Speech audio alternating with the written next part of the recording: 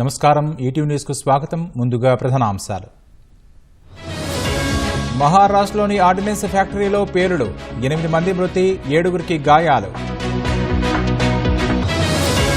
అక్రమ వలసదారులపై ట్రంప్ ఉక్కుపాదం, నేరాలకు పాల్పడ్డ 500 మందికి పైగా అరెస్ట్.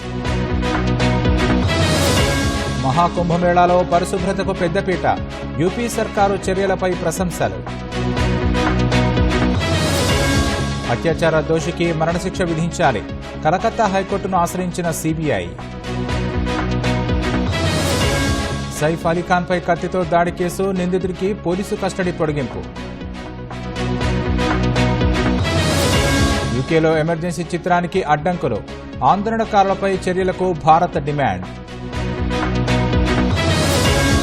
భారత్ ఇంగ్లాండ్ మధ్య రేపు రెండో టీ20, చెన్నై వేదికగా తలపడనున్న ఇరు జట్లు.